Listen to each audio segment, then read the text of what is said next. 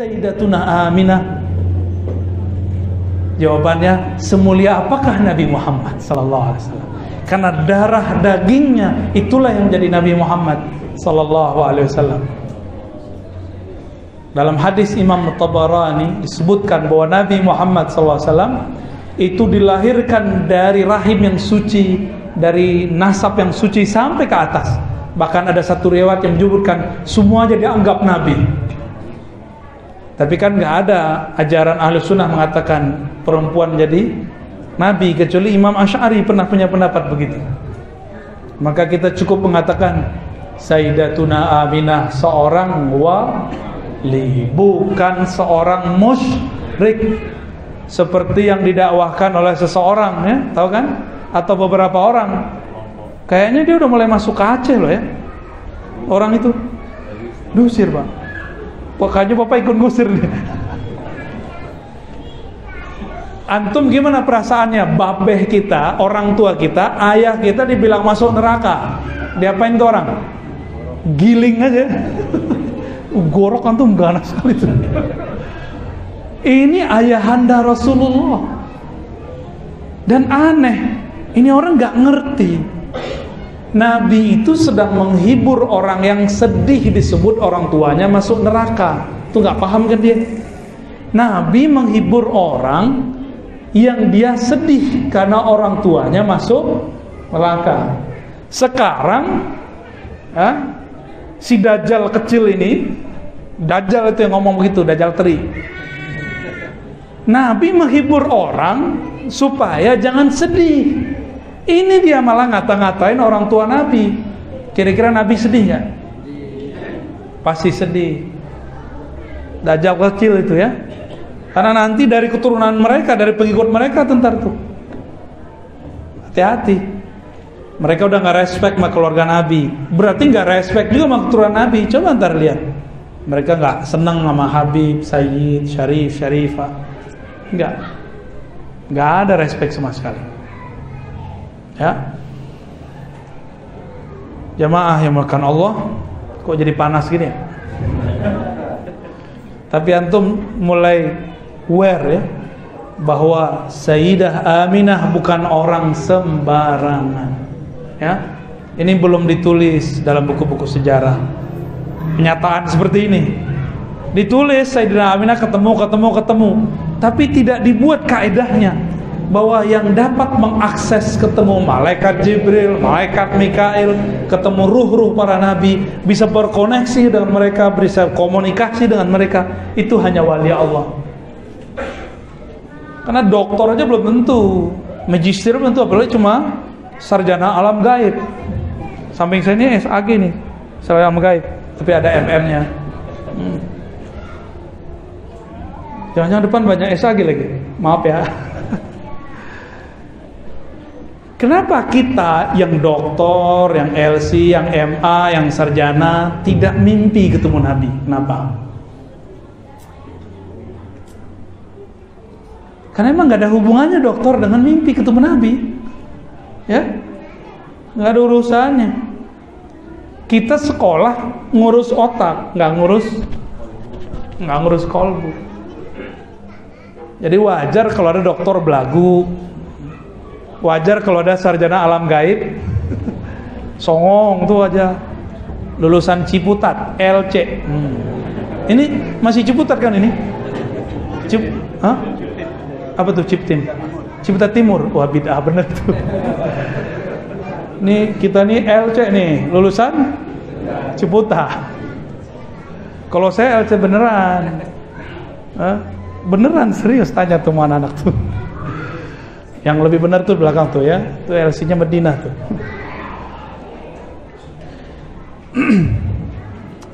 Suatu kali Nabi Muhammad sallallahu alaihi wasallam datang ke Mekah melewati Batha. Di Batha itu padang, banyak orang berkumpul menyambut Rasulullah sallallahu alaihi wasallam. Ketika Rasulullah sallallahu alaihi wasallam jalan, itu tangannya diperebutkan oleh semua orang yang hadir. Semua orang yang hadir. Ada yang dapat jarinya Nabi, dapat punggung, dapat dalamnya, macam-macam. Ada yang enggak kedapatan tangan Nabi, maka dia ambil tangan orang yang memegang tangan Nabi, dia cium tangan orang itu. Itu hadis sahih Al-Bukhari. Syirik enggak? Bahasa kitanya apa namanya itu? Tabarruk. Ini khusus buat Nabi enggak? Coba perhatiin, saya nyebutin riwayatnya panjang loh tadi. Nabi dipegang tangannya sama orang. Yang nggak punya kesempatan megang tangan Nabi, tangan sahabat yang ini diambil oleh sahabat yang lain, dipegang dan dicium-cium. Berarti khusus buat Nabi nggak? Faham? Bahwa ini bukan khusus untuk Rasulullah SAW. Tabarruk boleh untuk pewaris-pewaris Rasulullah. Ini bukan saya ya, saya nggak usah dikit-kitin. Kita nanti bil kulub, dengan hati aja insya Allah. Ada seseorang datang kepada Sayyidina Anas. Apa kata orang ini? Ya Anas, manakah mata yang dulu mata itu memandang Rasulullah Sallallahu Alaihi Wasallam?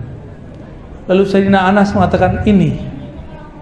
Orang itu mengatakan, wahai Anas, izinkan aku yang hina ini mencium mata yang dulu mencium Rasulullah, memandang Rasulullah, memegang tangan Rasulullah. Itu namanya apa? Tabarruk. Ini sanad tabarruk. Tidak bisa ketemu Rasulullah, ketemulah orang yang ketemu Rasulullah Sallallahu Alaihi Wasallam. Ya. Maka orang itu diizinkan oleh Anas, dan Anas tidak bilang itu syirik. Ya. Enggak bilang itu syirik. Dalam hadis Imam Bukhari, Nabi sedang posisi begini, tiba-tiba beliau batuk. Keluarlah dahak. Lalu meludah. Ketika berdahak dan meludah, tidak ada satupun dahak dan ludahnya menyentuh bumi. Semuanya diperebutkan oleh para sahabat Rasulullah Sallallahu Alaihi Wasallam. Yang tidak kedapatan, ya. Jadi mereka kalau dapat diginin ke mukanya. Tapi jangan cobain ke kita ya. Ini habis makan jengkol, habis makan pete, duren, oh meledak tar tuh. Itu Rasulullah SAW meludah, harumnya bukan main. Air ludahnya harum. Dipegang oleh sahabat Nabi seakan-akan itu seperti butiran mutiara, diusap ke mukanya. Kira-kira muka begitu ketemu muka nakir berani nanya nggak muka nakir? Muka nakir, ada air ludah Nabi nih. Siap bos, lanjutkan perjalanan.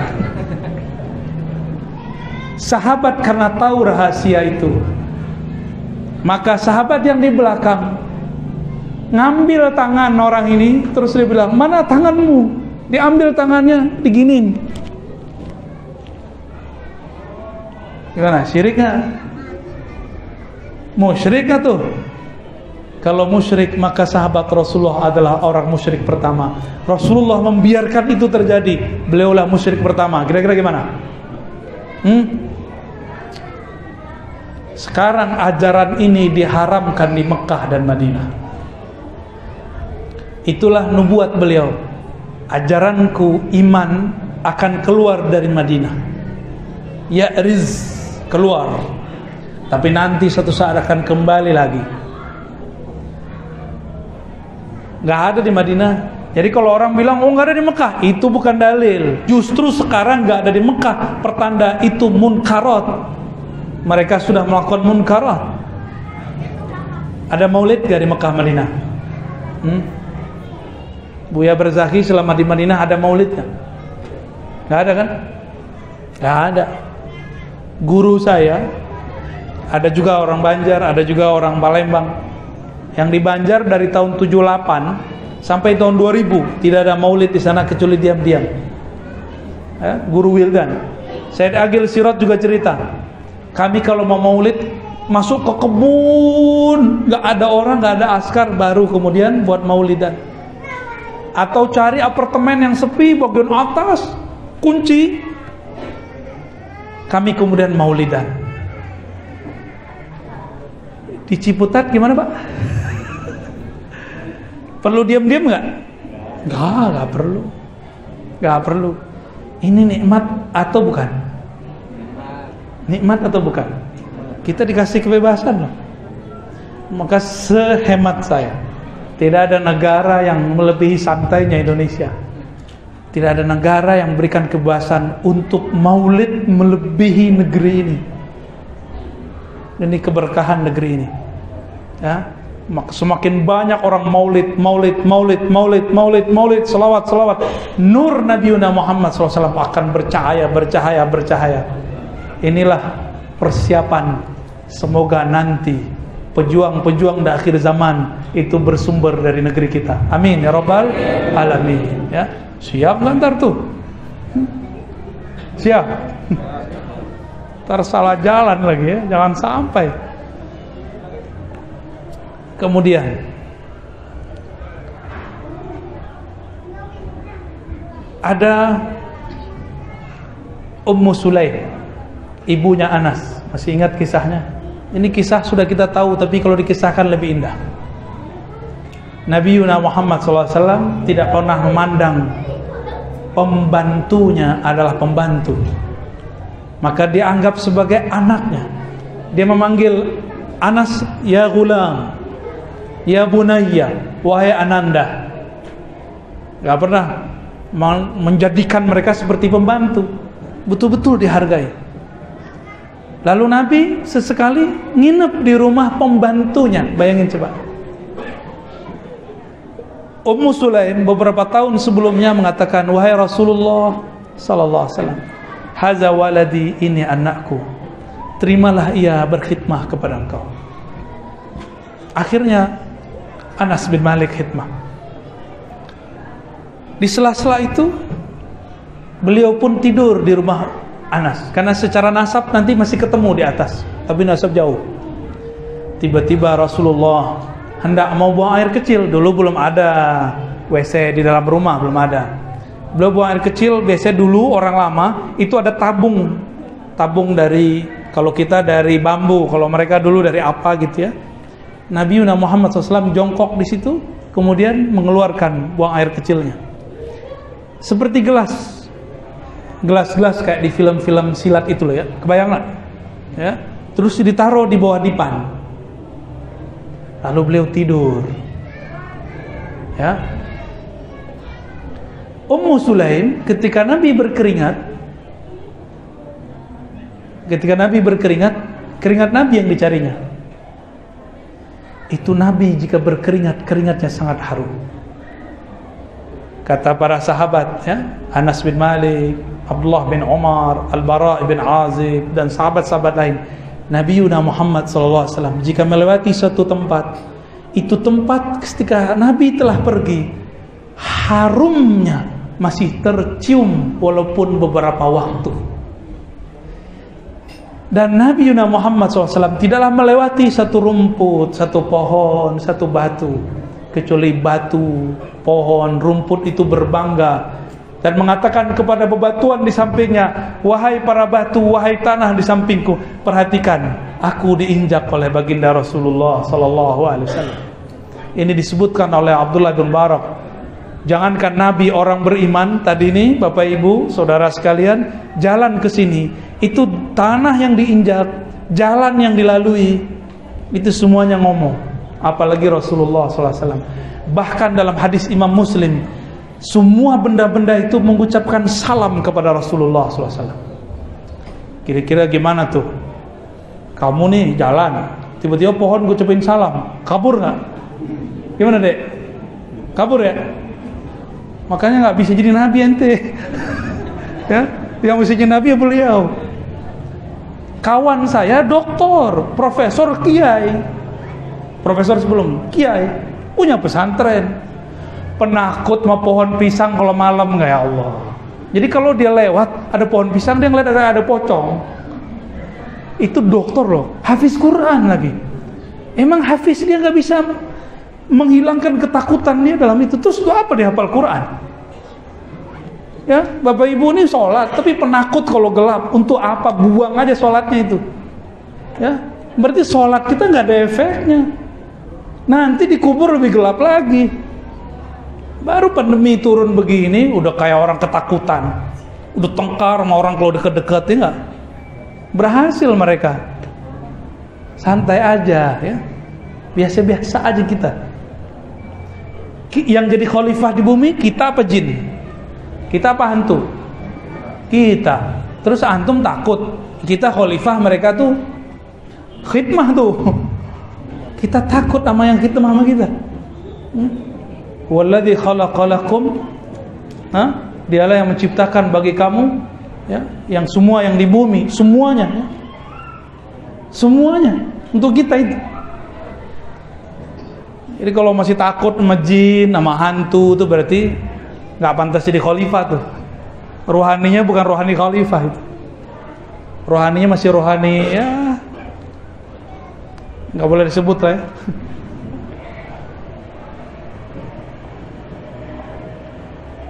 Sedangkan perempuan yang lain malam-malam yang masih keluarga besar, ya, ketika malam-malam aus, cari-cari air nggak ada, tahu-tahu ada gelas, kayak gelas, ya. Wah, harum, dia harum, diminum. Besok bangun tidur Rasulullah SAW lihat, lah, kok nggak ada? Ditanya sama Rasulullah, disidang tuh orang serumah, siapa yang minum ini nih? Si perempuan mengatakan, aku wahai Rasulullah. Ini disebutkan kisahnya dalam Akhasa'is al-Kubra. Imam Suyuti dengan lengkap sekali dengan beberapa versi. Apa kata Nabi? Nabi nggak marah. Allah akan menjamin perutmu tidak akan pernah sakit selama-lamanya. Malah nggak sakit. Ini kembali ke kisah yang tadi. Sebelum sampai kisah tadi, masih ingat Jabir bin Samurah? Nabi suruh dia membuang darah bekam. Nabi ini suka bekam. Ini katanya santri ustadz nggak bekam, ya, nggak ikut sunnah, makanya kepalanya sering berat, ya. Bekam itu sunnah. Nabi ketika naik ke langit 7, Jibril mengatakan, ya Muhammad, mur ummataka, perintahkan umatmu untuk apa? Bil hijamah, untuk berhijamah. Ini perintah dari langit, maka disebut asy-syifa as-samawi, ad-dawa as-samawi, obat langit, al-ilaj as-samawi, ya. Itu kalau bahasa-bahasa yang kita dengar dari masyayikh kita. Jabir bin Samurah udah gali itu tanah, sisa nih darah mau dikubur, tapi kemudian sir kolbunya ngomong, tidak ada satupun dari Rasulullah yang sia-sia, yang najis. Ludahnya aja diperebutkan, ya, air seninya aja diminum, keringatnya pun diambil oleh Ummu Sulaim. Masa aku sia-siakan ini, ya? Akhirnya beliau makan seperti makan jeli, nyam nyam nyam nyam nyam.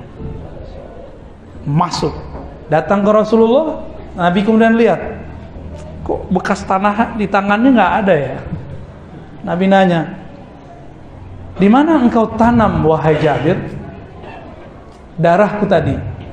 Tapi beliau bertanya, Jabir belum menjawab. Sepertinya engkau menaruhnya di perutmu wahai Jabir. Nabi sendiri yang meneruskan. Lalu beliau tersenyum, dan dua-duanya tersenyum. Nabi pun kemudian memberikan jaminan untuk perutnya si Jabir. Kira-kira kalau ada darah Nabi di darah kita, berani nggak neraka?